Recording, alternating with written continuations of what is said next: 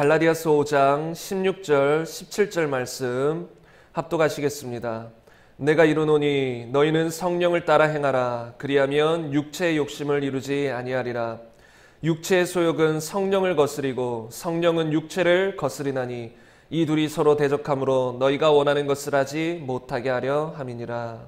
아멘. 오늘은 주님의 결정 대 나의 결정이라는 제목으로 함께 말씀을 나누고자 합니다.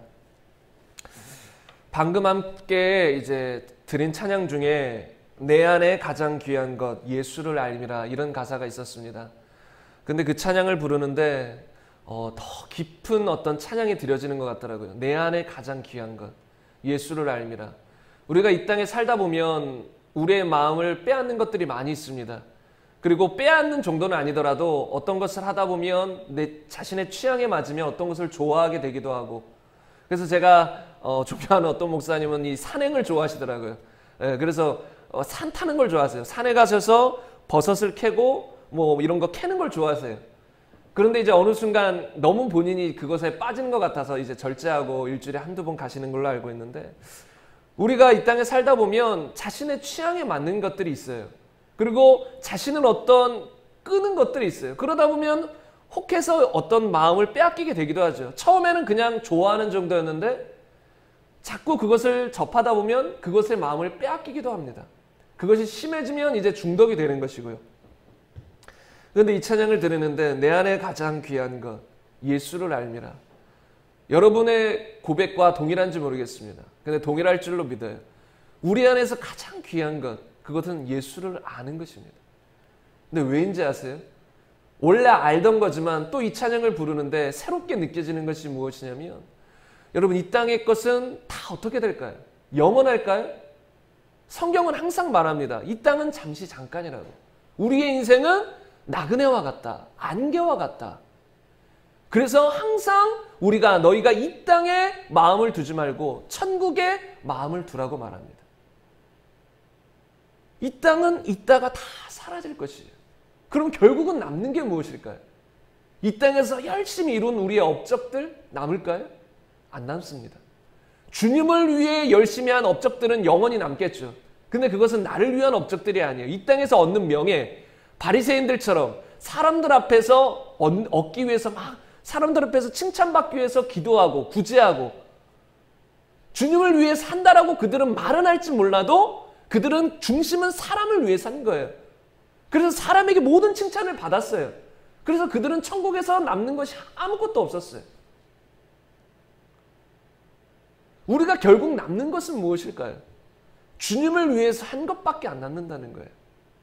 그리고 더 제가 말씀드리고 싶은 것은 이 땅의 것은 다 지나가고 결국 남는 건 뭐예요? 주님밖에 없다는 거예요. 잘 생각해 보세요. 어차피 이 땅은 누구나 다 뜨게 돼 있어요. 한 번 죽는 것은 다 정해주신 거예요. 죽게 돼 있어요. 그 다음에는 영원한 이 천국과 지옥이 기다리고 있다는 거예요. 그때의 삶은 영원해요. 이 땅에서의 삶은 한정돼요. 영원한 것에 비하면 이 땅에서의 삶은 점 하나도 안 되잖아요. 점 하나도 안 되는 세월이에요. 우리가 그런 삶을 살고 있어요. 그런데 많은 사람들이 그냥 눈앞에 이 땅에서의 삶만 바라보며 아둥바둥하며 살아간다는 거예요. 그런데 우리가 이 가사를 되새길 필요가 있어요. 정말 귀한 것이 무엇인가? 나에게 정말 귀한 게 무엇인가? 여러분 이런 것은 옆에서 주입식 교육한다고 되는 게 아니에요. 어릴 때부터 자녀를 키우기 위해서 가장 중요한 건 예수님이야. 소용없습니다. 본인이 주님을 만나야 되고 본인이 깨달아야 되는 거예요. 이 영으로 느껴야 되는 거예요. 지식적으로는 이게 솔직히 통하지가 않아요. 지식적으로 가르쳐줘도 이 지식은 세상에서 살고 있는 이런 것들을 많이 받아들인 상태이기 때문에 이 의미를 제대로 깨닫는 것이 힘들어요. 내 영으로 깨닫고 그 영의 생각이 흘러나와서 내 지식을 바꿔놔야 그것이 제대로 깨달아지는 것이지, 그냥 주입식으로 한다고 그것이 깨달아지는 게 아니에요. 주님을 만나고 이 영에서 솟아오르는 거예요. 깨달아지는 거예요. 솔로몬처럼 인생은 헛되구나. 결국은 남는 건 주의 말씀대로 사는 거. 주님을 경외하며 사는 거, 그게 남는 것이구나. 인생이 그거구나. 아무리 부귀영화를 누려봐도 다 인생이 거기서 거기다. 아주 가난한 자든 아주 부한 자든 결국은 죽는 것은 마찬가지고, 결국은 봄, 여름, 가을, 겨울 다 겪는 건 똑같은 것이고, 흰머리 나는 건 다 똑같은 것이고, 죽는 건 다 똑같다. 인생은 거기서 거기다. 결국은 인생이 무엇이냐? 주님을 경외하고 주의 말씀을 지키는 것. 그게 사람의 본분이고 그게 최고다. 우리 안에 가장 귀한 것은 예수님입니다. 예수님만 남는 거예요. 전 지금 고백을 하면서도 너무 좋아요. 막 주님의 임재가 막 느껴지는 것 같아요. 예수님밖에 남지 않아요. 근데 여러분, 이것을 내 생각으로 하려고 하면 절대 이해가 안 됩니다. 내 마음으로 이걸 느껴야 돼요. 그래서 그리스도인의 삶은 뭐예요? 영적인 삶이 돼야 되는 거예요. 그리스도인들도 항상 육신의 생각과 영적인 생각이 둘 다 있어요. 근데 아무리 신령한 그리스도인들도 머리로 뭘 생각하다 보면 뭔가 하나님 뜻과는 어긋나는 경우들이 많아요. 그리고 막 하나님을 기뻐하고 찬양하고 싶은데도 머리로 하면 잘 안 돼요, 그게. 어디로 해야 돼요? 영으로 해야 돼요. 왜요? 하나님이 우리 영 안에 오셨거든요. 거듭나게 하셨잖아요. 우리 영이 거듭난 거거든요. 그래서 우리 영에서부터 생수의 강이, 배에서부터 생수의 강이 흘러나는 거예요. 우리 안에서 가장 귀한 건, 내 삶에서 가장 귀한 건, 영원토록 가장 귀한 건 예수님밖에 없음을 고백합니다. 결국 우리가 영원히 누구랑 살 거예요? 우리의 명예 그것을 가지고 살 거예요? 이 땅에서 뭔가 누린 것을 가지고 살 거예요? 주님과 살 거예요.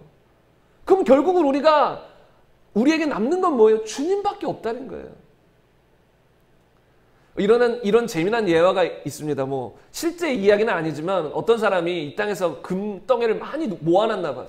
그래서 죽기 전에 이 금덩이 하나만 가지고 가게 해달라고 천사에게 부탁을 했나 봐요. 천사가 좀 어처구니 없는 이 일이잖아요. 근데 자꾸 부탁하니까 그래 하나 가져오라고. 그래서 이제 실제로 이런 건 못 가져갑니다. 근데 실제로 그냥 가져갔어요.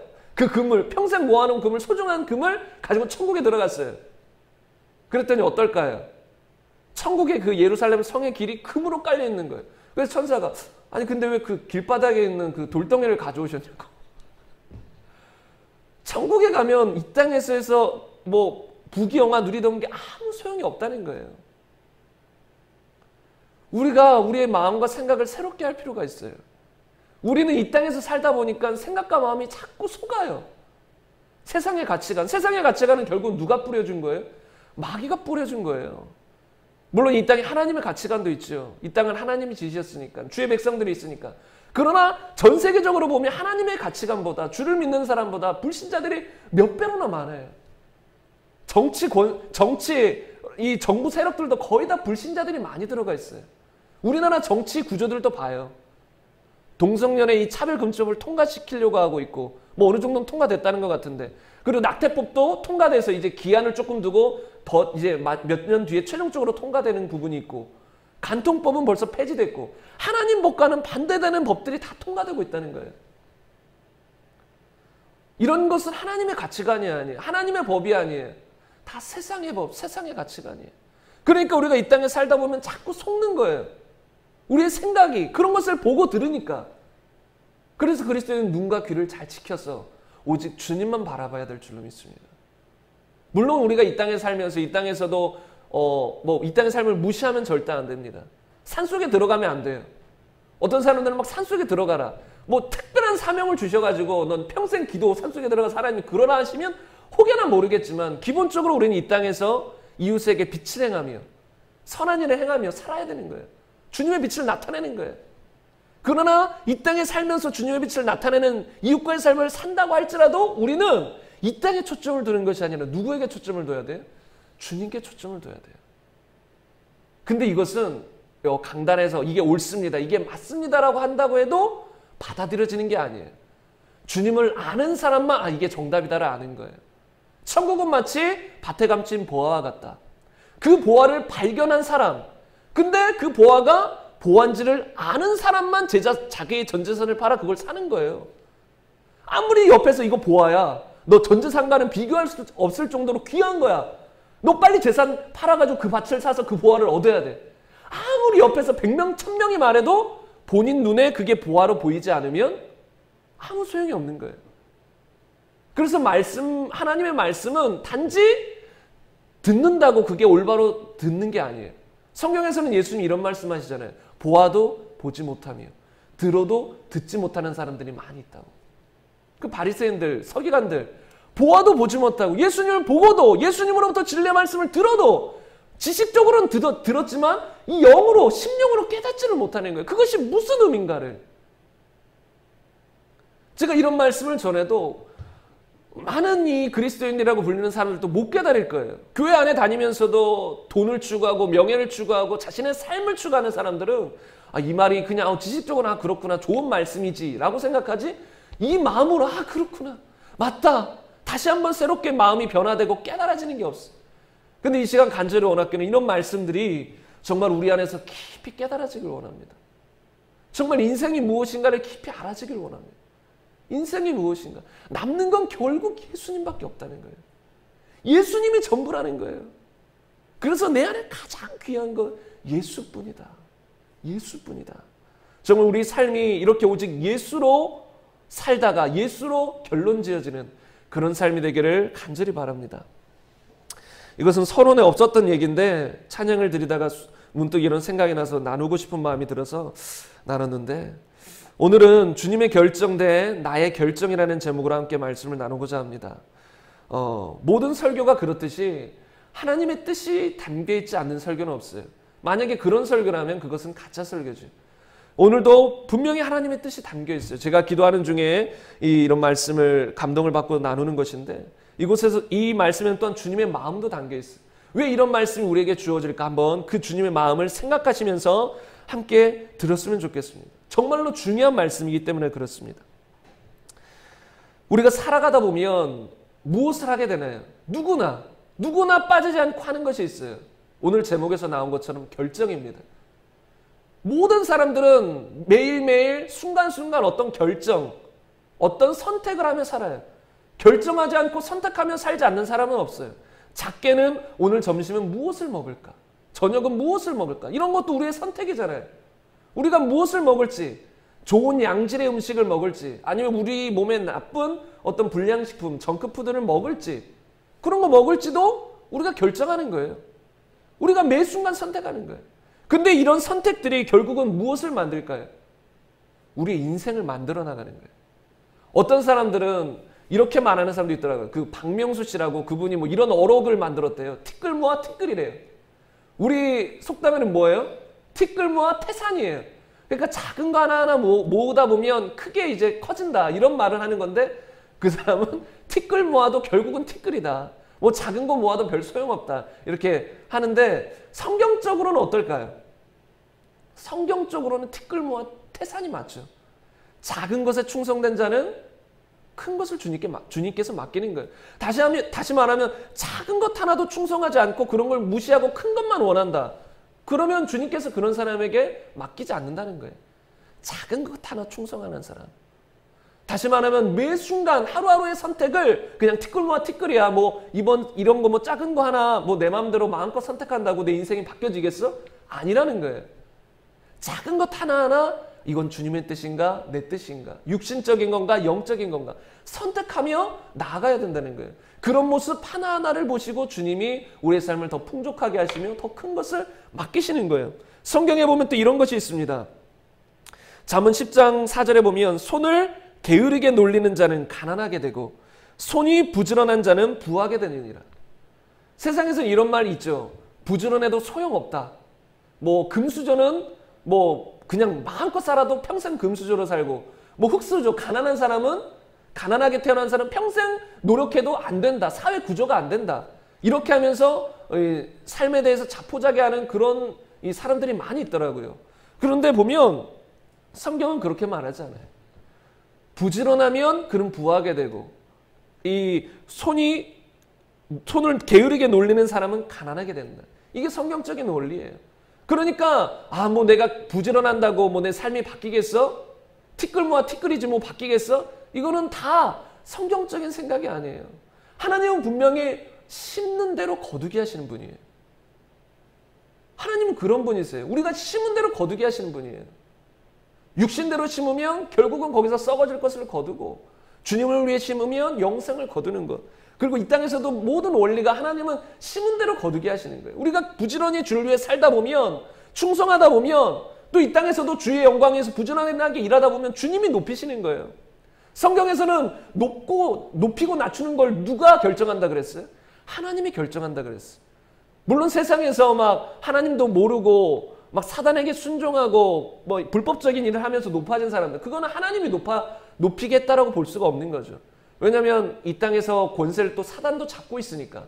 마귀가 이 아담이 가지고 있는 권세를 빼앗아 갔잖아요. 그래서 예수님에게도 내가 원하는 자에게 이 세상을 나눠준다라고 이렇게 말했듯이 마귀가 원하는 자에게도 세상의 그 사람들을 높일 수 있는 거예요. 어떤 사람을 쓰고자 한다. 그럼 마귀가 그를 사용할 수 있는 거예요. 높인 다음에 마귀의 도구로 사용하는 거예요. 저는 뭐 춤에는 뭐 그런 큰 관심이 없지만 그 유명한 그 가수 죽은 가수 이름 뭐죠? 그 외국의 마이클 잭슨. 제 이름이 갑자기 기억. 마이클 잭슨이 원래 그렇게 뜨지가 않았대요. 제가 듣기로는 이렇게 세계적으로 유명한 가수가 아니었는데 어느 날 이런 말을 했나 봐요. 사단에게 자신의 영혼을 바치면서 자신의 영혼을 바친 후로 어떤 영감들이 떠오르기 시작했대요. 춤에 대한 영감들을. 그래서 사단에게 자신의 영혼을 바친 거예요. 그리고 어떤 영감들이 막 떠올라서 그대로 막 춤을 만들었더니 이 온 세상에서 이렇게 뜨게 된 거예요. 그럼 그게 하나님이 주신 걸까요? 아니라는 거예요. 여러분, 마귀도 어떤 영감들을 줄 수가 있는 거예요. 악하게 사용하려고. 무당을 사용하듯이 악하게 사용한다는 거예요. 그래서 우리는 이 땅을 사는 동안에 한순간 한순간 어떻게 해야 될까요? 한순간 한순간을 소홀히 여기면 안 돼요. 마귀가 자주 사용하는 수법 중에 하나가 무엇일까요? 이번 한 번만. 이거 작은 거 하나 정도는 괜찮겠지. 뭐 오늘 하루 정도 그냥 내 마음대로 사는 거 뭐 어때?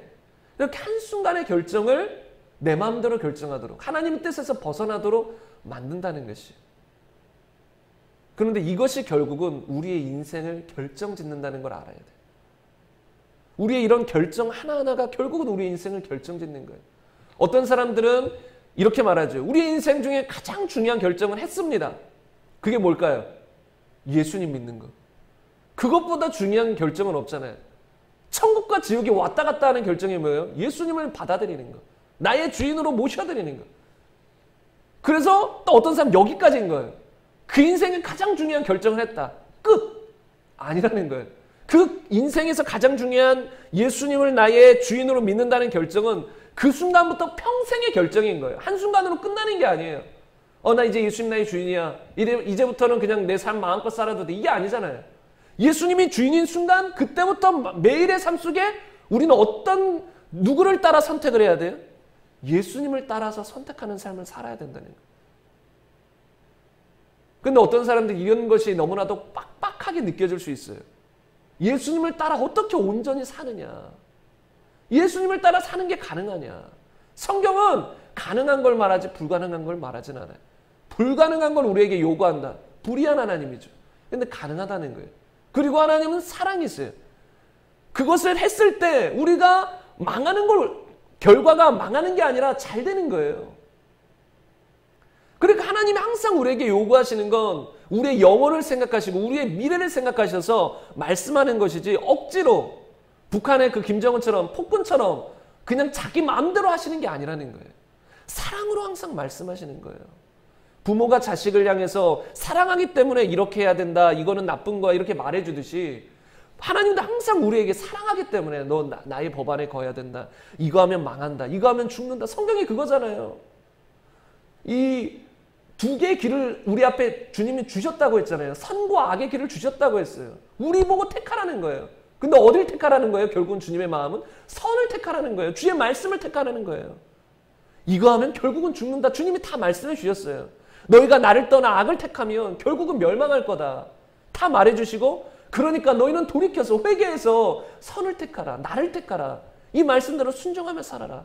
그러면 나가도 들어와도 복을 받게 될 것이다. 이 세상에서도 꼬리가 아니라 머리가 될 것이다. 왜요? 주님이 높여주실 거니까. 결국은 주님은 우리가 잘 되기를 원하시는 것이지 영혼이 잘 되고 범사가 잘 되는 걸 원하시는 거지 망하기를 원치 않는다는 거예요. 그러니까 우리가 주의 명령들을 순종하는 결정을 내릴 때 이건 빡빡해가 아니라 감사한 거예요. 그 빡빡한 느낌은 언제까지 가냐면 우리 몸이 있을 동안만 가요. 그러니까 그때까지만 버티시면 돼요. 그게 인내잖아요. 우리 몸은 자꾸 충돌한다니까. 육신은 계속 말해요. 아, 빡빡해, 귀찮아. 육신은 편한 게 좋아요. 여러분 그렇지 않나요? 육신이 막 주의 뜻대로 막 가려고 날마다 막 새벽에 막 일어나고 밤에 일어나서 기도하려고 하고 육신이 막 우리를 끌고 가나요? 아직까지 좀 그런 사람 못 봤어요. 그런 사람이 있다면 비결을 진짜 배우고 싶어요. 근데 그런 비결은 없습니다. 성경에도 육신은 항상 우리와 영적인 생각과 반대되는 충돌되는 세력으로 나와요. 육신은 뭘 원하냐면 자기만 원해요. 영적인 걸 몰라요.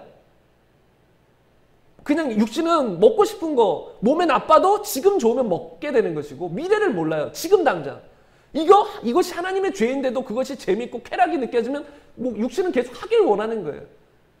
어떤 하나님, 영적인 거 전혀 몰라요. 그냥 원하는 대로 살아가는 거예요, 육신은. 그러니까 우리는 이 육신을 다스려야 돼요. 근데 그 육신이 자꾸 있기 때문에 주님이 오실 때까지는 좀 빡빡한 생활이 있을 수 있어요. 조금 충돌되는 생활, 조금 답답한 생활이 때때로 있을 수 있다는 거예요. 물론 우리가 성령 충만하면 그런 것도 확 사라져버려요.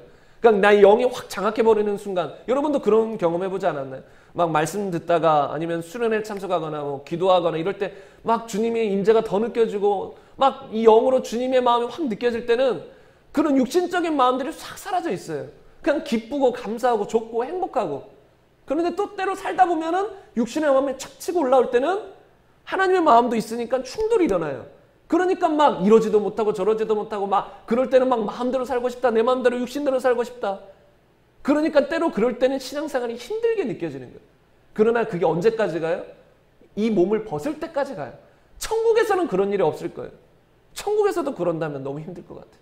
그러나 그렇지 않아요. 그때는. 이 몸이 완전히 부활의 몸으로 바뀌고 완전히 변화되기 때문에 그렇지 않다는 거예요. 그러므로 제가 여러분에게 간절히 부탁드리고 싶은 것은 인내하길 원합니다. 주님이 오실 때까지. 제발 이 육신에게 우리가 지지 말고 이기자는 거예요. 사도 바울도 너희가 육신대로 살면 죽을 것이로되 육신을 쳐서 복종시키는 삶을 살라는 거예요. 그러니까 어떤 의미에서 사도 바울도 빡빡한 삶을 산 거예요.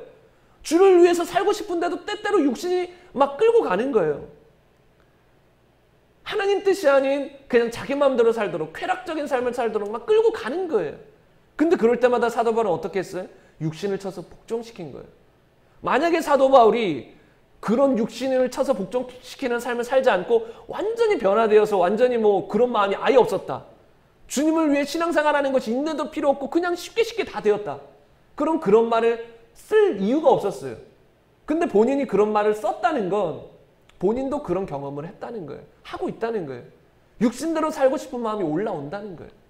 그러니까 그런 마음을 써서 그런 말씀을 써서 다 누구나 그런 마음이 올라올 수 있다. 그럴 때 너희는 그것에 지면 안 된다. 그리스도인은 하나님의 영으로 인도함을 받는 사람이다. 육신의 인도함을 받는 게 아니다. 육신을 쳐서 복종시켜야 된다. 이게 사도 바울의 명령이고 권면이라는 거예요. 그러므로 여러분 희망과 소망이 있습니다. 몸이 벗을 때 다 사라집니다. 그때까지 우리가 인내하면 됩니다. 그때까지 우리가 육신을 쳐서 복종시키면 됩니다. 그러나 육신을 쳐서 복종시키는 것이 억지로 돼서는 절대 안 된다는 거예요. 그러니까 이 목회자 자녀들이 이 PK라고 불러요. 그래서 PK 수련회라고 또 있어요. 따로. 목회자 자녀들만 따로 모아서 수련회를 하기도 해요. 왜냐하면 목회자 자녀들이 상처가 많다는 거예요. 왜냐하면 교회에서 어릴 때부터 본인이 원하든 원치 않든 목회자 자녀예요. 모든 사람들의 시선이 집중되어 있어요. 그러니까 이 부모님들도 이걸 하나님 안에서 잘 풀어가야 되는데 율법적으로 가르친다고요. 법적으로 가르쳐요. 하나님을 제대로 인격적으로 알기도 전에 뭔가 강요를 받아요. 그래서 항상 자신의 행동이나 이런 것들이 조심스럽고 뭔가 조금이라도 잘못되면 책망을 받아요. 그런 삶을 살다 보니까 어떤 이제 상처들이 많고 오히려 하나님에 대한 반발심이 있어요. 하나님의 뜻대로 살아야 된다. 이런 말에 반발심이 있다는 거예요. 왜요? 겉으로만 이 외압을 받은 거죠. 본인이 스스로 그런 마음을 가져야 되는데 그게 아니라 강요를 받았다는 거예요. 우리가 육신을 쳐서 복종시키는 건 그렇게 살아야 삽니다. 그렇게 살지 않으면 죽습니다. 막 이렇게 말해서 억지로 하는 게 아니에요. 여러분 마라톤 선수가 이 어릴 때부터 마라톤 선수를 꿈꾸고 있는 사람이 이제 열심히 달려요. 그래서 어떤 이 선생님이 마라톤에 먼저 마라톤을 뛰었던 어떤 선생님이 옆에서 도와줘요.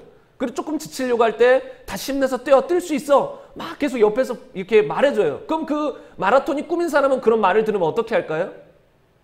그 말을 좋게 받아들이죠. 맞다 하고 깨닫죠. 나 마라톤 꿈인데 지금 지치면 안 돼. 다시 힘내서 뛰어야지 하고 간다고요. 그런데 잘 보세요. 마라톤이 꿈이 아닌 사람이 있어요. 근데 옆에서 자꾸 뛰래요. 그럼 어떻게 될까요? 옆에서 자꾸 강요하니까 순간순간 뛰긴 뛰는데 내가 왜 뛰어야 되지? 뛰는 게 힘든 거예요. 그리고 싫은 거예요. 그리고 불만과 불평 이 안에서 자꾸 올라오는 거예요. 그리스도인들도 마찬가지예요.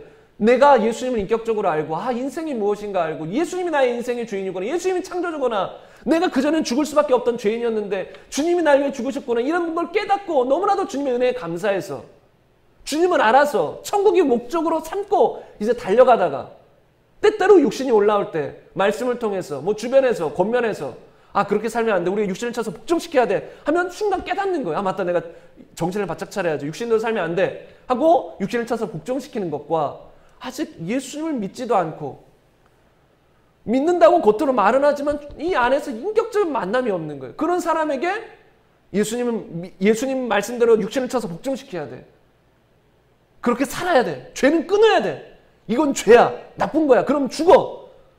이렇게 말해서 그 사람의 겉모습을 바꾸려고 하는 것은 완전히 다르다는 거예요. 만약에 우리 안에 제가 이런 말씀을 전했을 때에 이것을 딱 받아들이는 마음이 없다면 먼저 우리 안을 한번 점검해 볼 필요는 있어요. 이런 말씀들은 하나님 말씀들은 항상 억지가 아니에요. 자발적인 것이지.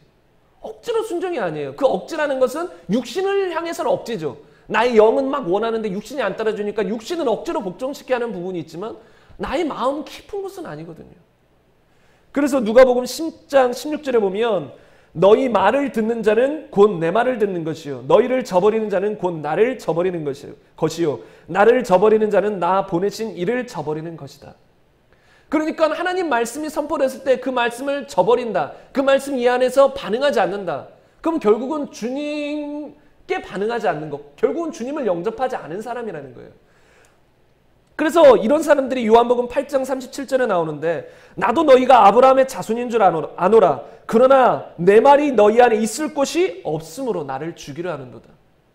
이들은 아브라함의 자손이에요. 육신적으로는. 그러나 영적으로는 아브라함의 자손도 하나님의 자손도 아니었어요. 그러니까 결국은 예수님 말을 했을 때 그 말이 안 들어가는 거예요. 하나님을 믿는 사람들은 하나님의 말씀이 선포될 때 육신은 때때로 반발을 일으키지만 이 중심에서는 맞다. 그렇게 살아야 돼. 오라. 맞아. 감사하다. 이런 반응이 있다고요. 그런데 이런 반응이 없다면 아브라함의 자손, 주님의 자손이 아니라는 거예요. 그런 사람들은 어떻게 해야 돼요? 자신을 보는 은혜를 빨리 깨닫고 주님을 만나야 되는 거예요. 주님이 나의 주인이라는 것. 내가 죽을 수밖에 없던 주인이라는 것. 신앙생활 억지로 하는 건 절대로 저는 추천하지 않거든요. 어떤 교회 가보면 저도 이제 부교역자들을 여러 번 거쳐왔지만 정말 답답한 경우들이 너무 많았어요. 예수님을 믿지 않는데 찬양팀에 서 있는 거예요. 성가대에 서 있는 거예요. 전 너무 답답한 거야. 저 사람은 빨리 예수님부터 전해줘야 되는데 그냥 열심히 다니는 이제 청년이라고 찬양팀에 쓰는 거예요. 근데 정작 대화해보면 본인은 예수님을 아직 몰라요. 안 믿어진대요. 그리고 그 찬양팀도 본인이 원해서 쓰는 것도 아니에요. 교회가 이 큰 교회도 있고 작은 교회도 있는데 특히 작은 교회가 많이 그러는데 일꾼이 없으니까 조금만 교회 열심히 나오면 신앙을 점검하기도 전에 세워버리는 거예요. 근데 의외로 이런 경우들이 많다는 거예요. 본인이 자발적으로 하나님께 기도하고 자발적으로 찬양하는 게 아니라 그냥 교회 다니다 보니까 부모님이 권사님이고 장로님이다 보니까 목사님이다 보니까 하게 되는 거예요. 저는 그런 것을 정말로 반대해요. 오히려 그런 것이 교회에 악영향을 끼칠 수도 있고 본인에게도 유익이 아니에요. 본인도 억지로 하다 보면 더 교회 나오는 게 싫어지죠. 그 사람이 집중해야 되는 건 뭐예요? 예수님을 아는데 집중해야 되는 거예요. 아직 본인이 예수님을 모르는데 아무것도 시작해서는 안 되는 거예요. 오직 한 가지. 내가 죄인이고 예수님이 날 위해 죽으셨다는 것. 나의 주인이라는 것. 창조주라는 것. 부활하셨다는 것. 그것을 아는 데 집중해서 정말 예수님을 믿는 것, 영접하는 것, 참으로 만나는 것, 그것에 집중해야 될 줄로 믿습니다. 제가 왜 이런 말씀을 먼저 드리냐면 정말 오늘 이런 말씀들이 주의 결정대로, 주님의 말씀대로 결정해야 된다, 이런 말씀인데, 이런 말씀들은 정말로 예수님을 구주로, 주인으로 믿은 사람에게 적용되는 말씀이기 때문에 만약에 믿지 않았다면 이런 말씀들은 솔직히 의미가 없어요. 오히려 그냥 강요하는 것일 뿐이에요. 저는 이 사람들이 그런 강요를 받는 걸 원치 않아요. 오히려 빨리 예수를 믿어서 구원부터 받기를 원해요. 여러분도 주변에 불신자들이 있으면 이런 경우들이 많잖아요. 이 막 어른 세대들, 뭐 자식이나 주변에 누구 예수님 믿지 않는 사람들이 있으면 누가 담배를 피워요. 그러면 담배 피지 마, 죄다. 술 많이 마세요. 막 이렇게 술 취해요. 그러면 술 취하는 거 방탕한 거야, 죄야. 막 이렇게 옆에서 막 말해주고 싶고 가르쳐주고 싶고. 우리 가족 중에 믿지 않는 사람이 있는데 막 자꾸 죄야, 죄 지적만 하면 그 사람이 예수님을 믿을까요?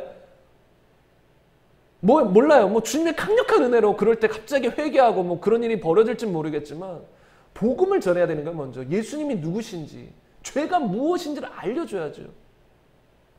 그리고 그거와 더불어 이런 것들도 죄라고 알려줄 수 있겠죠. 근데 많은 사람들이 율법적으로 그냥 죄 지적만 하는 사람들도 많이 있어요. 그런 사람들이 있더라고요. 그러니까 죄 지적만 하는 것은 아니라는 거죠. 저는 그런 이 신앙을, 그런 교인으로 살아가는 걸 절대로 원치 않아요. 왜냐하면 불쌍하거든요. 그리고 그런 사람들의 마음에는 분노와 이 답답함이 증가해요.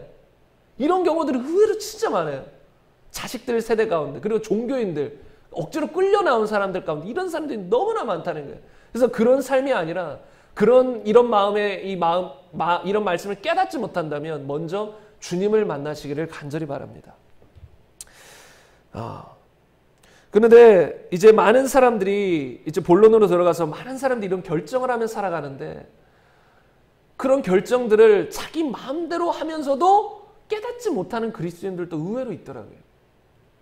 그리스도인이 아니면서 종교인 생활하면서 깨닫지 못하는 경우도 있지만 심지어 그리스도인이면서 깨닫지 못하는 경우들도 있다는 거예요.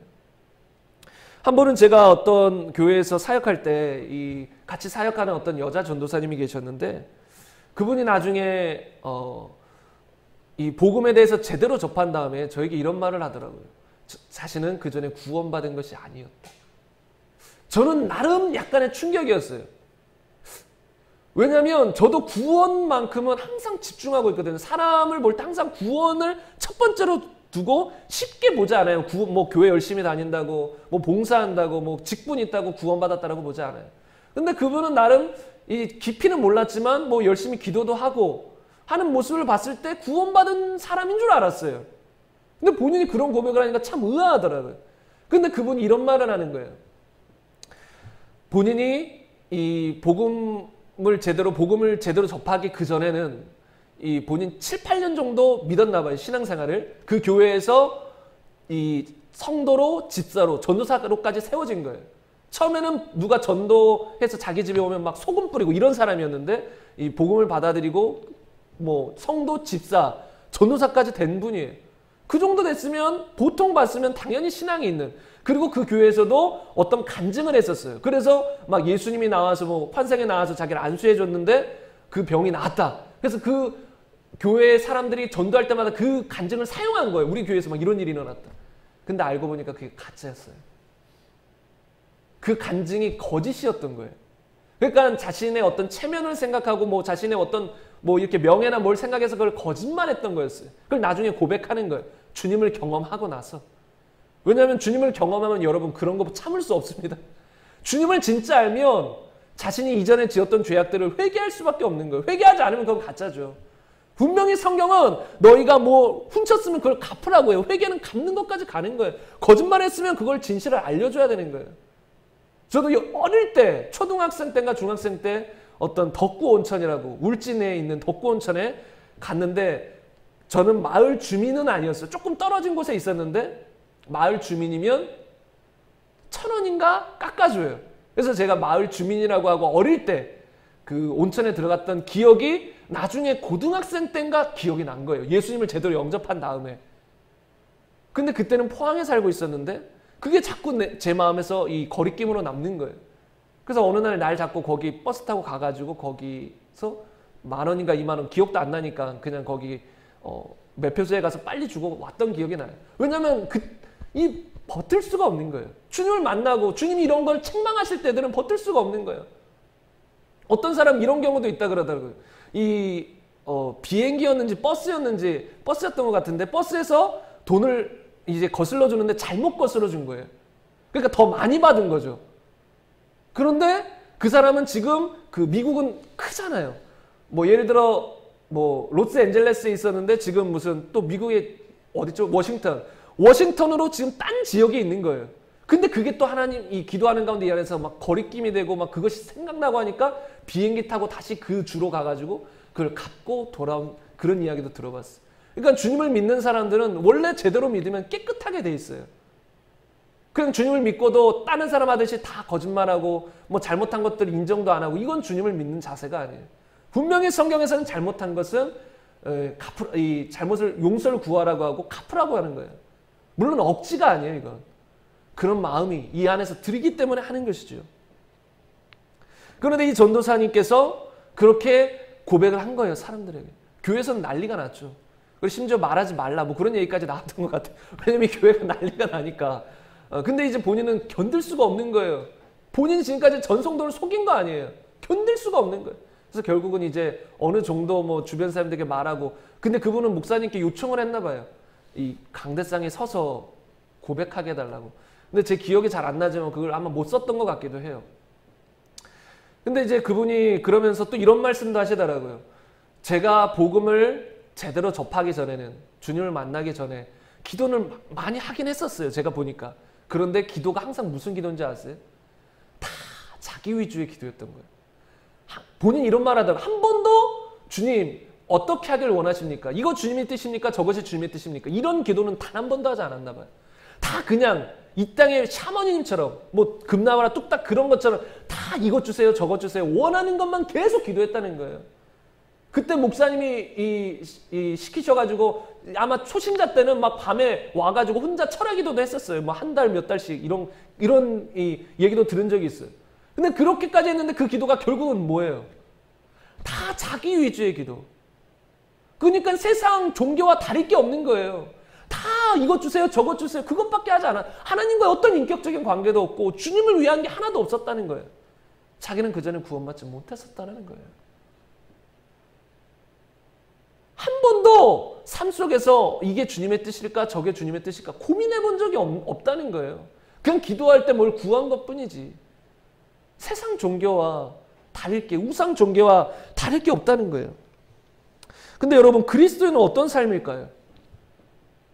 그리스도인은 절대로 이런 삶이 아닙니다. 그리스도인은 우상이 아니에요. 그런 종교 나부랭이가 아닌 거잖아요. 그냥 금나라 뚝딱, 은나라 뚝딱, 뭐 요술램프 지니처럼 내가 원하는 소원 들어주는 그게 아니에요. 기독교의 시작은 먼저 죄를 알고 회개하는 것에서부터 시작해요. 회개 없이 신앙은 출발할 수가 없는 거예요. 예수님이 내가 죄인인 것부터 시작해서 예수님이 나의 주인으로 믿는 것, 그게 신앙의 출발점이에요. 그 순간부터 우리의 결정은 무엇이죠? 다 주님이 주관하시는 거예요. 나의 최종 결정권자가 누구예요? 주님이신 거예요. 그전에는 최종 결정권자가 누구였어요? 나였죠. 내가 원하는 대학, 내가 원하는 직장, 내가 원하는 삶, 하루하루 모든 결정권의 최종 권위자는 나였어요. 내가 다 결정하는 거예요. 그러나 주님이 나의 주인이 되신 순간, 내가 예수님을 믿는 순간, 회개한 순간 최종 결정권자가 누구예요? 예수님이시라는 거예요. 예수님. 물론 우리가 하나님 내가 지금 교회를 가는데 몇 발짝 걸어서 갈까요? 이 발을 하나 내디딜까요? 이런 것까지 주님께 물어볼 필요는 없어요. 여러분 이런 거 하다 보면 이런 고민까지 할 수도 있어요. 이제 하나 다 주님께 물어봐야 된다. 의지해야 된다. 그럼 한 발짝 걷는 것도 주님 물어봐야 되나? 이런 헷갈리는 것이 있을 수 있다는 거예요. 그러나 주님께서 우리 육체를 주셨고 걷게 만들어 주셨으면 그건 하나님의 원리예요. 그런 것까지 굳이 물어볼 필요는 없죠. 때때로 갑자기 걸어가려고 하는데 마음에 갑자기 부담감이 불편함이 와요. 그럼 그땐 잠깐 멈춰볼 필요는 있어요. 왜냐면 걸어가다가 다칠 위험이 있으니까 갑자기 성령님이 그런 사인을 주실 때가 있으니까. 그러니까 우리는 일상적으로 하나님이 주신 것들에 대해서는 특히 딱히 물어보거나 그럴 필요는 없을 수 있어요. 이제 오늘 샤워를 할까요, 말까요? 여러분, 그런 거? 샤워하고 나서 머리를 말릴까요, 주님? 이런 것까지 물어볼 필요는 없겠죠. 그런데 우리 안에서 내가 삶에서 어떤 걸 해나갈 때 이걸 할까요, 저걸 할까요? 많은 결정의 순간들이 있을 때는 우리는 물어볼 필요가 있다는 거예요.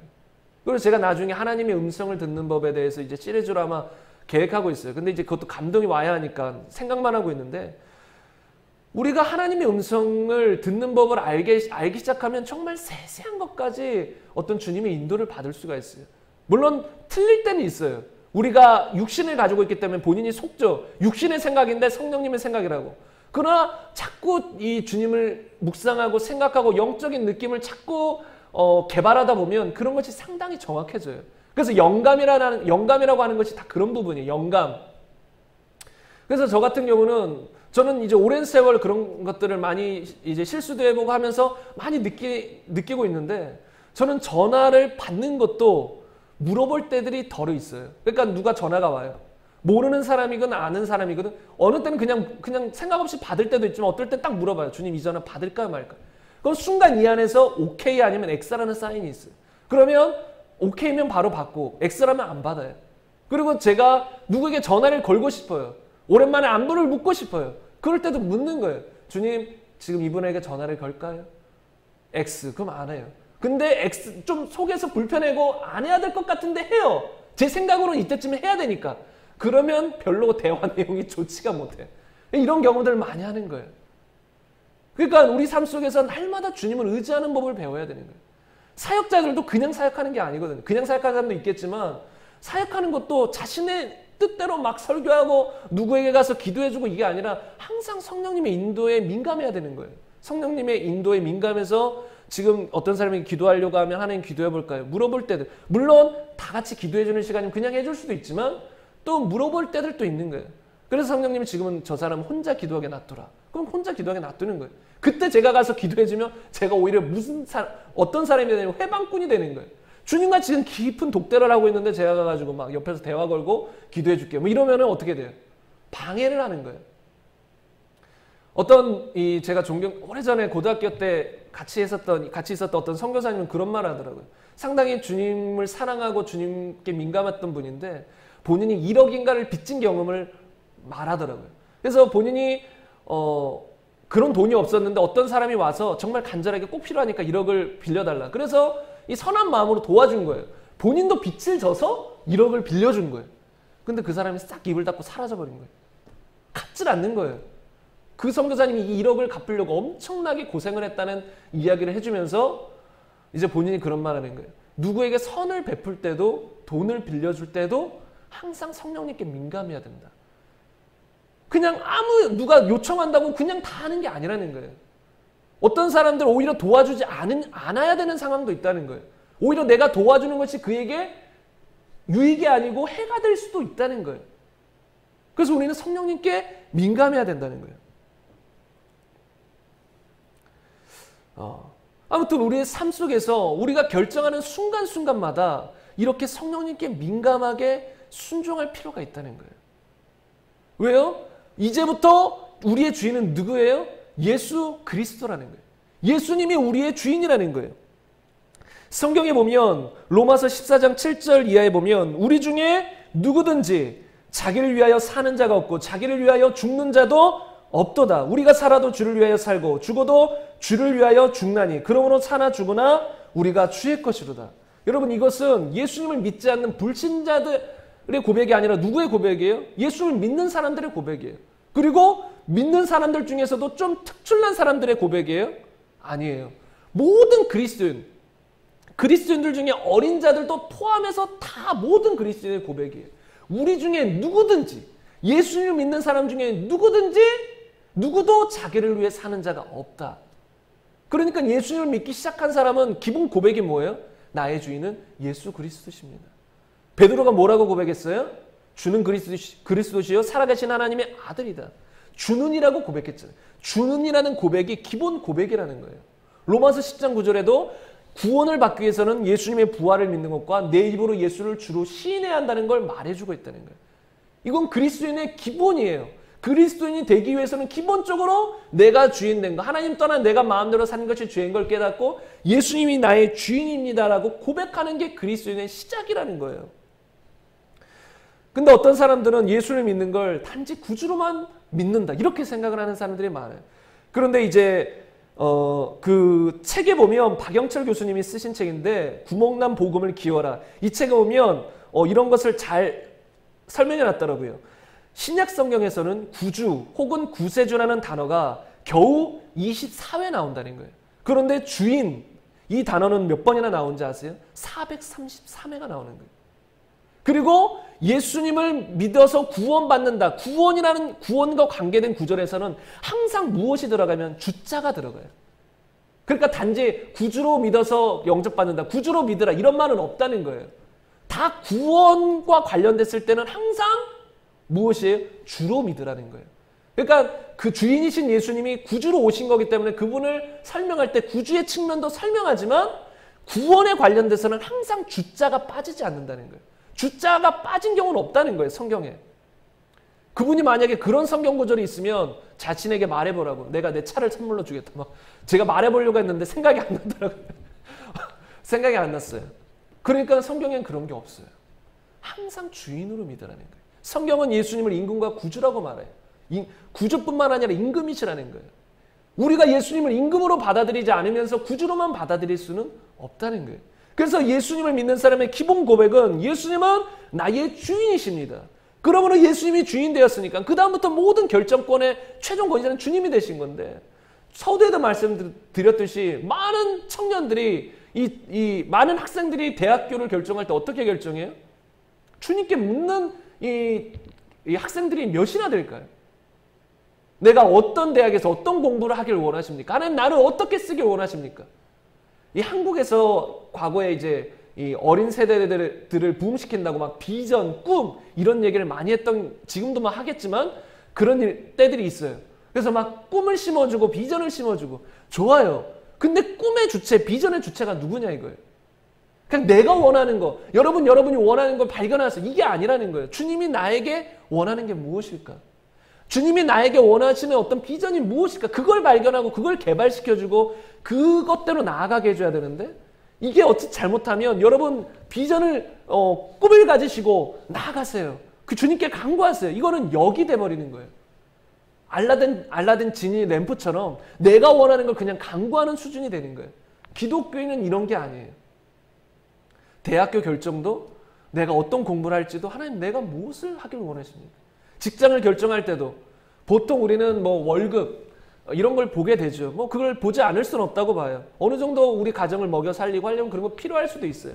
그러나 정말로 하나님 내가 어떤 직장에서 어떻게 살아가기를 원하십니까? 우리는 직장 생활하는 것도 단지 돈 벌기 위한 그것이 근본적인 목적이라면 우리는 다시 한번 생각을 돌이켜볼 필요도 있어요.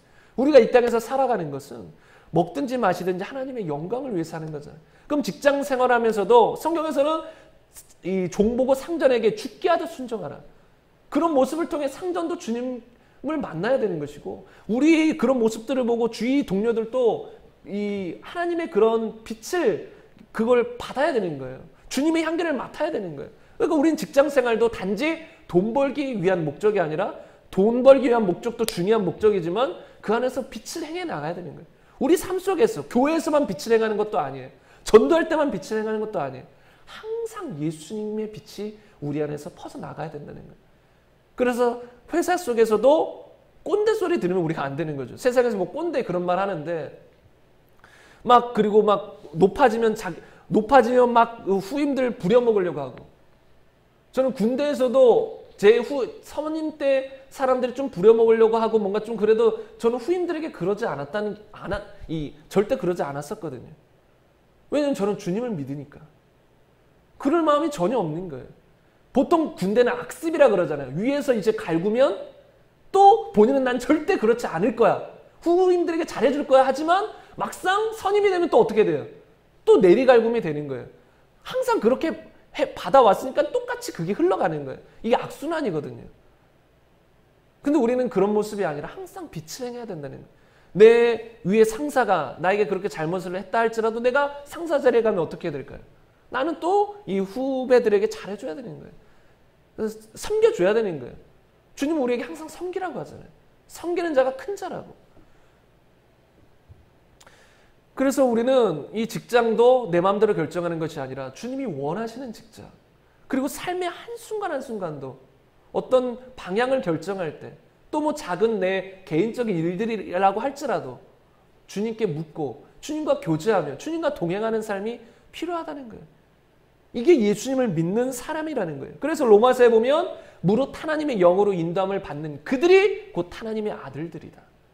하나님의 아들, 하나님의 자녀는 기본적으로 어떤 사람이에요? 하나님의 영으로 인도함을 받는 사람들. 하나님의 영으로 인도함을 받는 사람들이 하나님의 자녀들이라는 거예요. 세상 사람들은 어떨까요? 교회 와도 예수님이 주인이 아닌 그냥 구주로만 믿는 사람들은 어떨까요?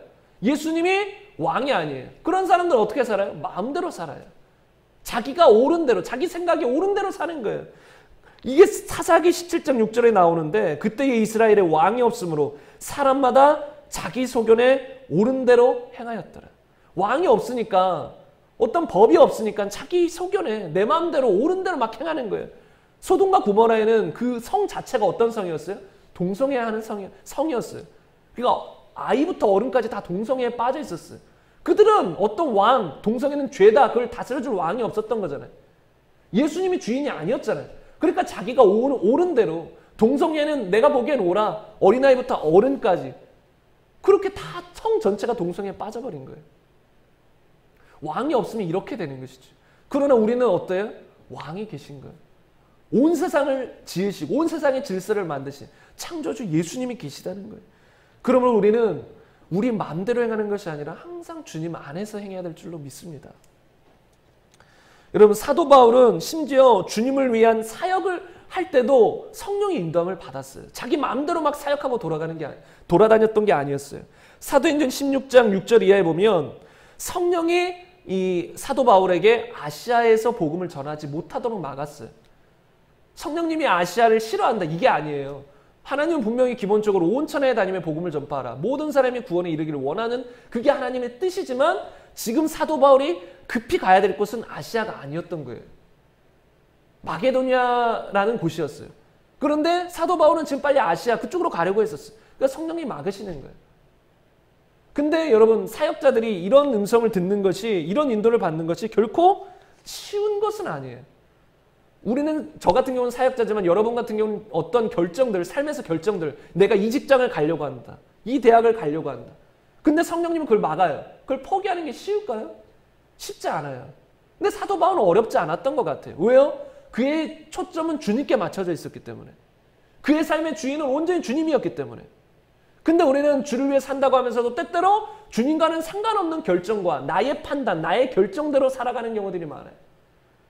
저도 사역자지만 사역을 하다 보면 이런 오류에 빠지는 사람들도 많아요. 근데 이런 생각들이 있잖아요. 육신적인 생각. 아, 여기 사람 많은 곳. 또, 뭐 여기 아파트가 많은 곳. 그리고 또 어떤, 이 아파트 사는 사람들이 부유한 사람들인가 가난한 사람들인가. 막 인간적인 생각을 많이 하게 된다는 거예요. 그래서, 아, 여기 아파트들이 많고 여기 사는 사람들이 저소득층이 아니라 좀 부한 사람들이 많다. 그럼 여기에 개척해야지. 근데 갑자기 성령님 거기 아니다, 딴 곳으로 가. 이러면 어떤 마음이 들까요? 그런 음성의 인도에 순종할 수 있을까요? 정말 쉽지 않아요. 왜요? 본인이 결정한 거니까.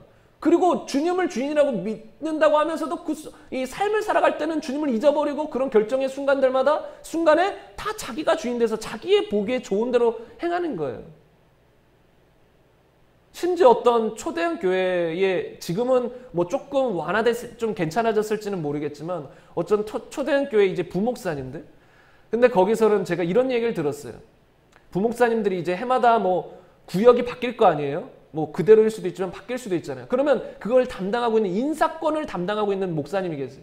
그러면 그 사람에게 아부를 하거나 뭐 이렇게 로비를 하거나 그러나 봐요. 왜냐하면 그 인사권을 담당한 분이 너 어느 지역 이렇게 정해주는데, 이 강남이나 이런 데에 지정을 받아야 구역 예배 헌금이 많이 나오는 거예요. 그리고 그 헌금이 어디로 갈까요? 지금은 모르겠어요. 다 그 구역 예배 헌금도 다 교회로 드려라가 됐을지는 모르겠지만, 그때는 그 구역 예배를 담당했던 목사님의 주머니로 다 들어갔던 거예요. 그냥 그때는. 그러니까 그런 걸 로비에서까지 정말 가난한 지역 사람이 아니라 좀 부한 지역의 담당이 되고 싶었던 거예요. 여러분 전혀 주님과의 뜻과는 상관없지 않나요? 이런 사람에게 갑자기 그 성령님의 음성이 들려요. 거기 아니다. 저 가난한 지역을 담당해. 들을까요? 안 듣는다는 거예요. 듣기가 너무 어렵다는 거예요. 그나마 이 안에 조금이라도 신앙 양심이 살아있으면 갈등하고 싸우다가 내가 잘못했구나 하고 돌이킬 수는 있겠죠. 그러나 그렇지 않는 경우를 또 많다는 거예요. 그러나 사도 바울은 이런 주님의 성령의 인도함이 있었을 때 쉽게 마음을 돌이켰어요. 우리도 어떤 삶을 살아가다가 주님이 우리의 인생을 작게나 또 크게 흔드실 때가 있어요. 그럴 때 우리는 때로 힘들어요. 아니 내가 지금까지 읽어놓은 것이 있는데. 그러나 어떻게 해야 될까요? 주님은 항상 선하세요. 항상 오르세요. 그럴 땐 항상 움직여야 돼요. 주님의 뜻에 따라 움직여야 된다는 거예요. 어떤 결정도 그렇다고 쉽게 하라는 건 아니에요. 뭐 주님의 음성이 들었다고 확확 움직이면 안 돼요. 잘 검토해봐야 돼. 이게 정말로 성경적으로 맞나? 정말로 내 안에서 내 머릿속으로 생각하는 상상이 아니라 내 안에서 주님이 계속 말씀하시는 확실한 음성인가? 여러 번 점검해 본 후에 맞다 싶으면 그 결정을 해야 되는 거죠. 제가 존경하는 목사님 중에 한 분이 지금 돌아가셨지만 케네스 해겐 목사님이라는 분이 계시는데 그분이 인생에서 크게 실수한 경험이 있는데 무엇이었냐면 사역지를 결정할 때 어떤 사역지에서 본인을 초청했어요. 근데 지금보다 그 사역지가 환경이 확실히 좋은 거예요.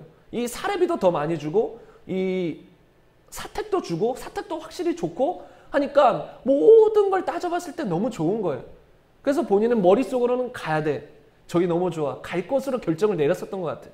근데 기도하고 그러면 이 속에서는 아니라는 거예요. 거기는 아니라는 거예요. 근데 머리로는 계속 거기가 좋아요. 근데 결국은 어떤 결정을 내렸냐면 가기로 결정을 내린 거예요. 가기로 결정을 내렸는데 본인이 그런 고백을 해요. 나중에 이제 그 교회에서 이제 떠났는데 그 교회에 있을 동안에는 하나님의 기름 부으심이 느껴지지가 않았다. 근데 분명히 이랬대요. 설교 준비할 때는 막 하나님의 기름 부으심이 느껴지고 마음이 느껴지고 막 준비가 잘 됐는데 강단에 서는 순간 냉랭해져 버리는 거예요. 그래서 그 교회에 한 1, 2년 있었는지 모르겠지만 그 있는 동안 너무 힘들었다는 거예요. 그럼 나중에 거기서 나가서 딴 곳에서 설교하면 막 설교가 주님이 막 부어주셔서 막 하는데 거기 있을 때는 전혀 그게 안 됐다는 거예요. 그 성도들도 나중에 그 목사님의 설교를 듣고 목사님이 이런 분이셨냐고 어떻게 이런 설교들이 나오냐고. 근데 나 원래 이런 사람이라고. 나 원래 이렇게 설교했다고. 근데 그 교회에서만 안 됐었다고. 본인이 이런 얘기를 하면서 진짜 성령님의 인도를 우리가 머리가 아니라 이 영의 인도가 있을 땐 반드시 따라야 된다. 그곳에서 벗어나면 그 결과는 누가 책임져야 될까요? 본인이 책임져야 되는 거예요. 많은 사람들이 오해하는 게 무엇이냐면 하나님이 무조건 우리를 다 지켜주시고 보호해 주시는 건 아니에요. 그러면 모든 사람을 다 구원하시고 다 보호하시죠. 사랑이신데. 우리가 하나님 뜻에서 자꾸 벗어나고 엇나가 버리면 하나님의 울타리 안에서 우리가 벗어나 버리는 건데. 이런 오해를 품는 사람들도 있어요. 예를 들어 어떤 사람이 열심히 교회를 다니고 새벽 기도를 다녔는데 어느 날 새벽 기도를 다니다가 차에 치여 죽은 거예요. 어떤 권사님이. 그럼 그 아들은 어떤 의문이 들까요? 아니 우리 엄마가 이렇게까지 열심히 교회를 다니고 주님을 섬겼는데 그것도 새벽 기도 가다가 차에 치여 돌아가셨다. 이게 무엇인가? 하나님을 원망하고 이해를 못하는 거잖아요. 근데 여러분 이런 경우는 본인이 부주의한 경우도 있을 수 있고 또 한편으로 성령의 인도함을 열심히 기도는 했겠죠. 근데 매 순간 하나님의 인도함을 전혀 생각하지 않고 살아갔던 분일 수도 있는 거예요. 여러분 그리스도인들 정말 참된 그리스도인들 중에서도 성령님께 민감하지 못한 분들도 많이 있어요. 만약에 그분이 성령님께 민감했다면 어떻게 됐을까요? 그 새벽기도 갔을 때 차에 치여 죽지 않았을까요? 왜 하나님이 차에 치여 죽는 건 하나님 뜻이 아니에요. 마귀의 뜻이지. 그리스도인들이 갑자기 불의의 사고로 죽는 것, 연수도 안 됐는데 불의의 사고로 죽는 거 하나님 원하실까요? 절대로 원하지 않았어요. 예수님은 항상 치유하러 오셨지 우리를 죽이러 가시는 분이 아니세요. 항상 우리는 하나님 말씀 안에 가고 주의 뜻대로 살면 항상 하나님 우리를 모든 질병에서 보호해 주시는 분이지 우리에게 질병을 주시는 분은 아니세요. 근데 이분이 이렇게 치여 죽었다. 그럼 본인의 부주의거나 성령님께 민감하지 못한 경우라는 거예요. 그러니까 우리가 항상 성령님께 민감하지 못하면 그래서 우리 마음대로 성령님이 그런 인도함을 내 안에서 그런 막 인도를 막 주는데도 막 이 안에서 어떤 막 그런 사인을 주는데도 우리가 그걸 계속 무시한다. 그리고 내 고집, 내 아집으로 행한다. 그러면 그 결과는 본인이 책임져야 되는 거죠. 그 순간에는. 물론 회개하고 돌이키면 주님이 또 새롭게 하시겠지만, 그러니까 우리는 항상 주님의 이런 인도를 받아야 될 줄로 믿습니다. 그런데 이런 인도를 우리가 못 받는 이유가 많이 있어요. 결국은 그 인도를 못 받는 이유가 무엇 때문이냐면 우리의 육신적인 생각들이에요. 성경은 너희에게 육신의 생각도 있고 영의 생각도 있다 그랬어요. 너희가 육신대로 살면 반드시 죽을 것이로되 영으로 몸 행실을 죽이면서 산다. 너희가 성령을 따라 행하라. 그리하면 육체의 욕심을 이루지 아니한다. 성령이 인도하시는 것, 곧 영이 인도하는 것, 그리고 육신의 인도, 이게 항상 충돌이 있다는 거예요. 두 개 다 있다는 거예요. 그리스도인들 안에 이게 있다는 거예요. 그리스도인들이 이런 것이 만약에 육신의 것이 사라졌다면 사도 바울은 이런 걸 기록하지도 않았을 거예요. 그러나 그리스도인 안에도 있다는 거예요. 그래서 우리가 제대로 된 결정을 못하는 경우들이 많다는 거예요. 우리가 이것을 인식해야 돼요. 그래서 우리가 성경에서 몇 가지 예화를 한번 살펴보자면 마태복음 16장 21절 이하에 보면 예수님이 본인의 수제자인 베드로에게 이런 말을 하셨습니다. 사탄아 내 뒤로 물러가라. 여러분도 아시는 이야기시잖아요. 사탄아 내 뒤로 물러가라. 네가 하나님의 일을 생각하지 아니하고 사람의 일을 생각하는도다. 이러시면서 무슨 말씀을 하셨어요? 누구든지 나를 따라오려거든 자기 자신을 부인하고 자기 십자가를 지고 따르라. 누구든지 제 목숨을 구원하고자 하면 잃을 것이요 누구든지 나를 위하여 자신의 목숨을 버리면 찾으리라. 이 말씀을 하셨잖아요. 근데 이 말씀의 배경이 뭐예요? 왜 예수님이 갑자기 베드로에게 이런 말씀을 하셨어요? 예수님이 몇 번이나 예수님이 이때 내가 이제 십자가에서 죽고 부활할 것이다를 말씀하셨어요. 예수님이 곧 죽으실 거라는 거예요. 그러니까 베드로는 그때 그 말을 듣자 싫었던 거예요. 이 성경에 구체적으로 언급하진 않았지만 베드로는 아마 내가 예수님을 따라서 만약에 예수님이 이스라엘의 왕이 되면 나는 오른편 아니면 왼편 정도 차지해야지. 어떤 이런 명예욕을 가지고 있었을 수도 있어요. 어떤 이런 욕심이 있었을 수 있다는 거예요. 근데 예수님이 갑자기 죽는다니. 말도 안 돼. 절대로 그럴 수 없습니다. 근데 베드로가 가졌던 이 생각이 뭐예요? 다 육신적인 생각이었잖아요. 그걸 예수님은 사람의 일이라고 표현했어요. 너가 하나님의 일이 아닌 사람의 일을 생각하는도다. 구체적으로 사람의 일이 무엇인지 명시되지 않았으나 추측해 볼 수는 있죠. 이런 것으로. 오른편에 한번 서보고 싶다. 근데 이런 사람의 일, 이게 곧 육신적인 일이라는 거예요. 근데 그 사람의 일이 결국은 하나님의 이 나라의 문화, 그런 가치관이 아니라 이 세상에 씹어진 가치관인 거죠. 이 땅에서는 높이 올라가서 누구 좀 아랫사람을 다스리고 마음대로 부려먹고, 이게 이 땅의 가치관이잖아요. 사단이 심어준 가치관. 그러나 예수님 분명히 말씀하셨잖아요. 너희는 그래서는 안 된다. 이 땅에서는 그렇게 윗사람이 아랫사람을 깔아뭉개고 마음껏 막 해도 너희는 오히려 섬기는 자가 돼야 된다. 이게 하늘나라의 문화고 가치관이고 생각인데 이 땅의 가치관, 사단이 심어준 가치관, 곧 그게 사람의 생각으로 들어와서 사람의 생각이 되었잖아요. 우리의 생각. 그 생각들은 다 하나님의 이 생각과는 반대되는 사단적인 생각들이잖아요. 높아지려고 하고 명예를 탐하고 욕심들. 그게 결국은 우리를 하나님을 향한 선택이 아닌 다른 방향의 선택을 하게 만든다는 거예요. 제대로 된 선택을 하지 못하게 만든다는 거예요. 여러분 우리는 이런 욕심, 명예욕을 간단하게 여기면 안 돼요. 그냥 단순하게. 걱정 사람이야 걱정 들 수 있지. 욕심이야 때때로 들 수 있지. 절대로 이런 것을 우리는 용납해서는 안 돼요. 물론 들 때가 있죠. 그러나 그것을 물리쳐야 되는데 물리치지 않으면 어떻게 돼요? 야고보서 1장 15절처럼 욕심이 잉태한 즉 죄를 낳고 죄가 장성한 즉 사망을 낳느니라. 이런 결과를 초래할 수 있다는 거예요.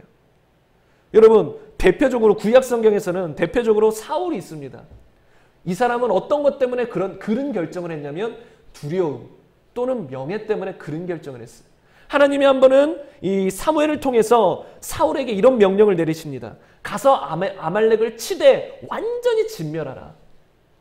완전히 진멸하라고 명령하셨어요. 그러나 결과는 어땠죠?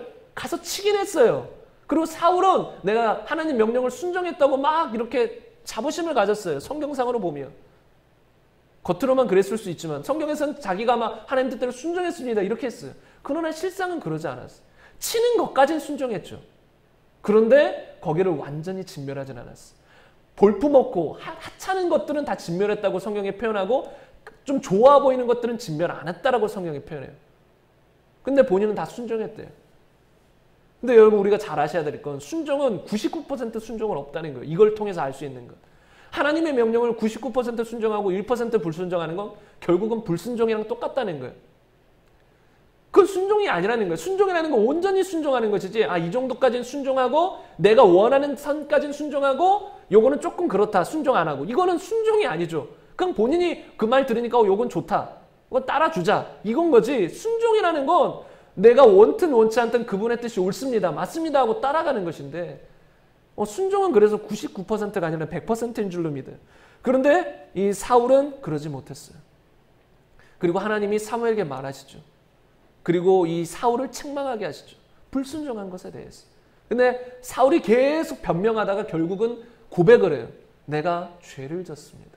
내가 백성을 두려워하여 이렇게 행했습니다. 그전엔 본인이 막 잘했다고 했는데 결국은 고백하는 거예요. 내가 백성이 두려웠어. 그러면 사울이 잘못된 결정을 했던 원인이 뭐였어요? 두려움이었다는 거예요.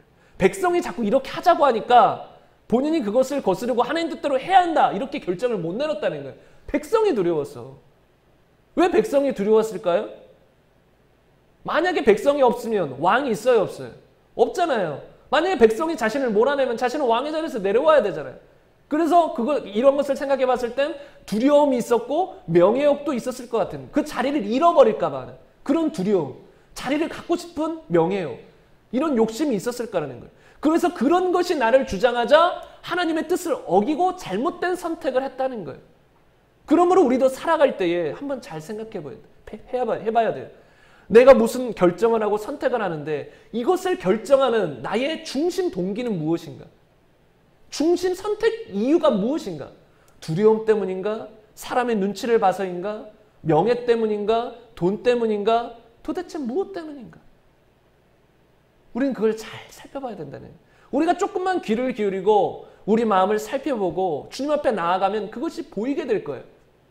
정말로 겸손하게 진실되게 살펴보면 사역지를 정하는 저는 사역자이기 때문에 좀 이런 더 예화가 더 많은데 사역지를 결정하는 것을 생각할 때 보통 신학교 1학년 때는 주님이 원하시면 어디든 가겠습니다. 이런 사람들이 많아요. 그런데 2학년, 3학년, 4학년 되면 어떤 마음들이 들까요? 주님 그래도 좀 먹고 살만한데 그래도 좀 갖춰진 데 가고 싶습니다. 동기가 바뀌어버리는 거예요. 처음에 1학년 때 동기는 순수했어요. 주님 뜻이면 가겠습니다. 주님이 원하시면 어디라도 가겠습니다. 모든 걸 내려놓고 가겠습니다. 그러나 좀 학년이 높아지고 머리가 좀 커지자 하나님 그래도 좀 먹고 살아야 되지 않습니까? 좀 좋은데 그래도 하나님 보내주십시오. 그리고 좋은데 위주로 찾죠. 왜 그래요? 동기가 바뀌어버렸다는 거예요. 동기가 변질됐다는 거예요. 이건 사역자들뿐만 아니라 우리 모든 그리스도인들이 마찬가지예요. 동기가 순수해야 돼요. 항상 하나님께. 내가 정말 이게 하나님을 위한 일인가? 아니면 나의 명예, 나의 체면, 나의 인기, 나의 돈 이런 것이 주 목적인가? 그것을 알고 우리는 결정을 해야 될 줄로 믿습니다. 우리에게 정말 중요한 건 예수님이라는 거죠. 성경에 보면 이런 말씀이 있습니다. 요한일서 2장 16절에 보면 이는 세상에 있는 모든 것이 육신의 정욕과 안목의 정욕과 이생의 자랑이니 다 아버지께로부터 온 것이 아니요 세상으로부터 온 것이다. 이 세상에 있는 모든 것, 육신의 정욕, 육신의 쾌락이죠. 안목의 정욕, 눈의 정욕, 눈의 쾌락, 그리고 이생의 자랑, 이 땅을 향한 자랑들.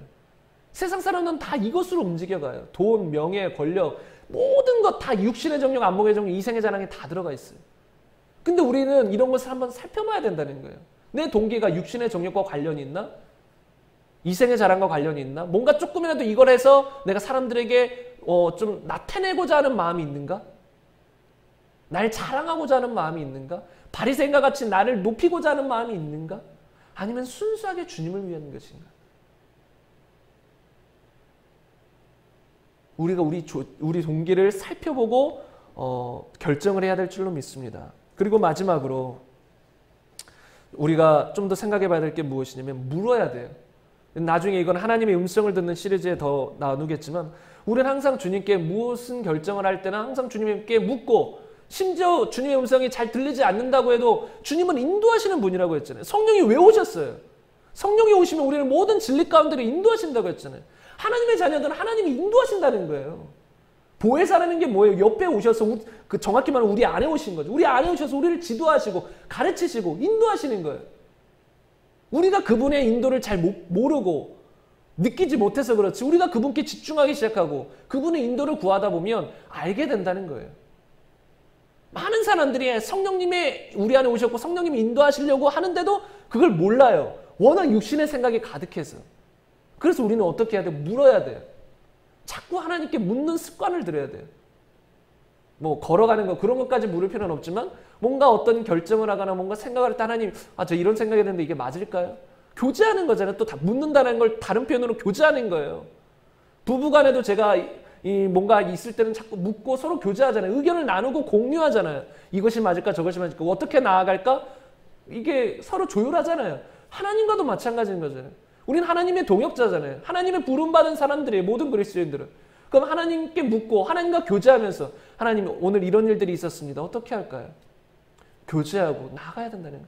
그럼 반드시 성령님 우리 안에서 이끄시고 인도하신다는 거예요. 여러분 성경에 하나님 백성들은 물었어요.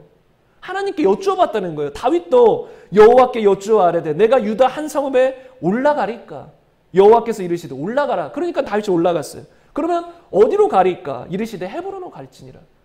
물었다는 거예요. 올라갑니까? 예, 올라가라. 그럼 어디로 갑니까? 헤브론으로 가라. 네. 물었다는 거예요.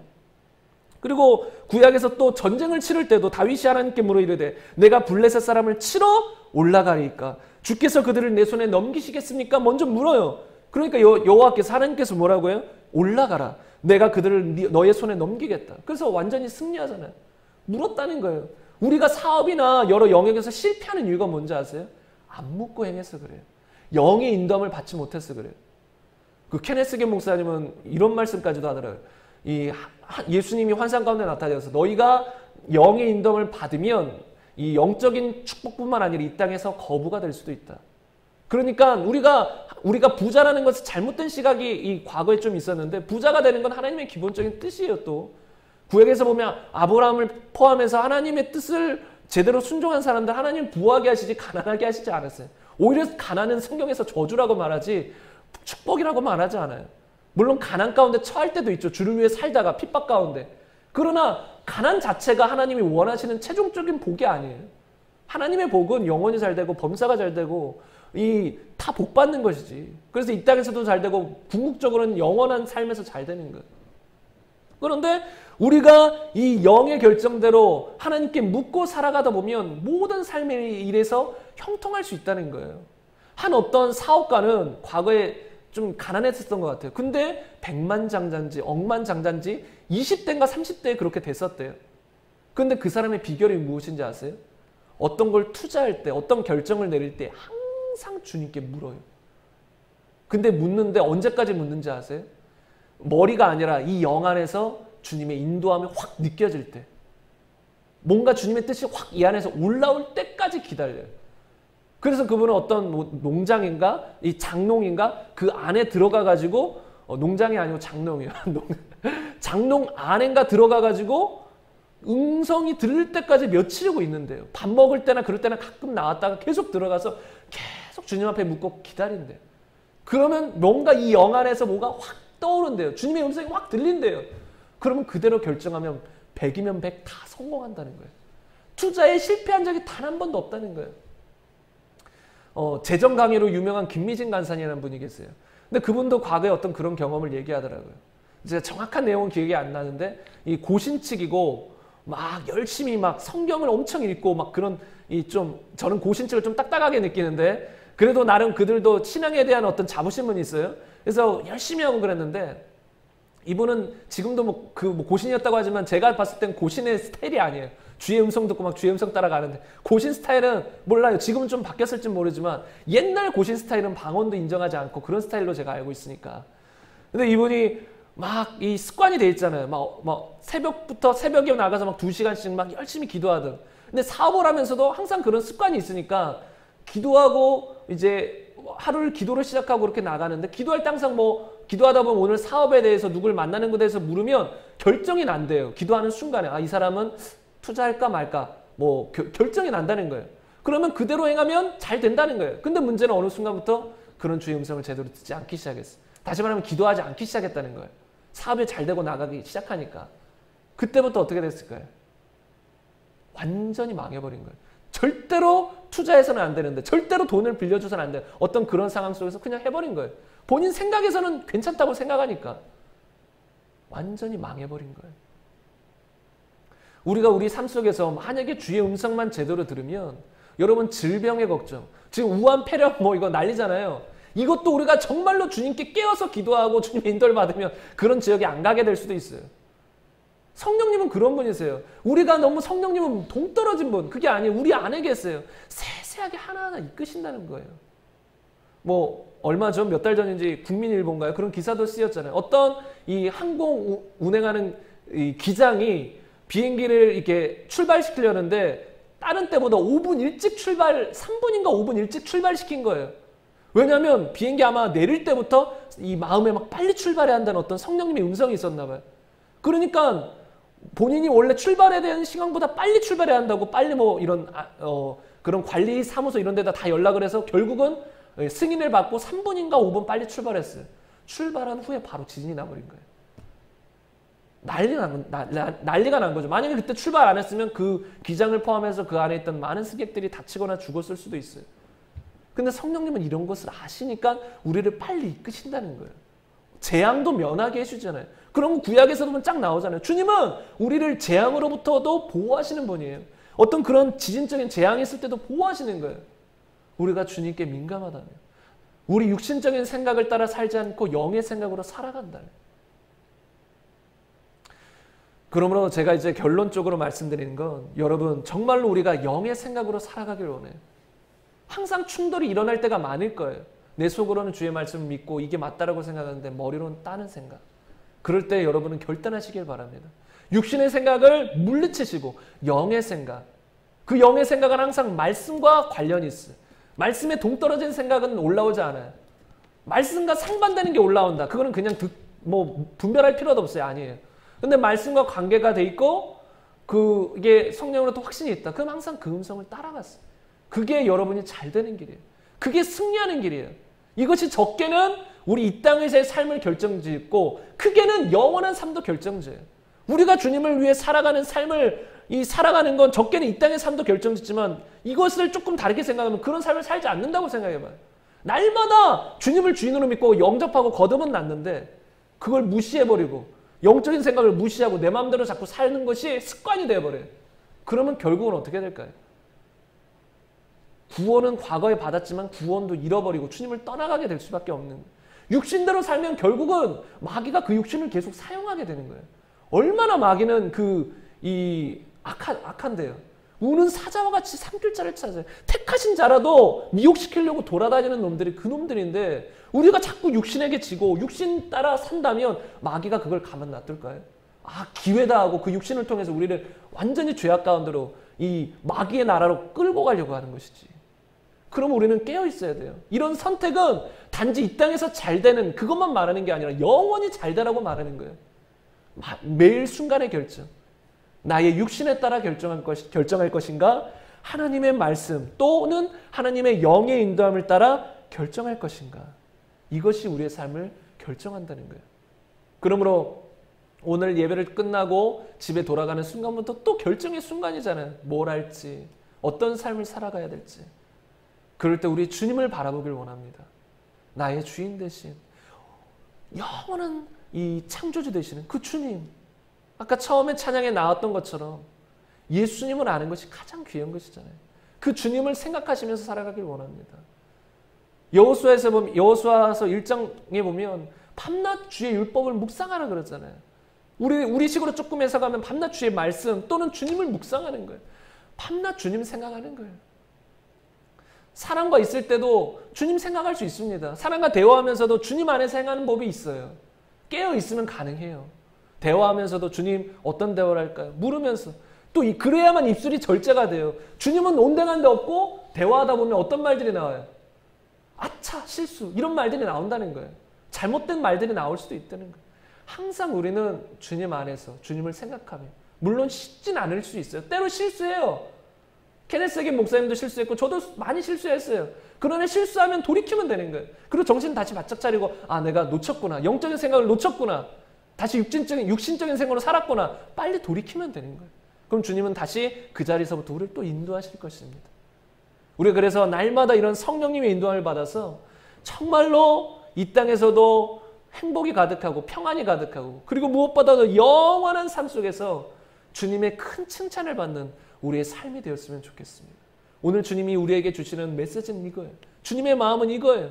우리 스스로 선택하지 말고, 너희 스스로 결정하지 말고 주님께 의뢰하라. 나와 함께하지. 나와 동행하지. 나와 같이 하지. 내 영이 너희와 있다. 내 영이 너희에게 가 있다. 성령님과 동의해. 성령님과 함께하라. 성령님께 의지해라. 성령님께 순종하라.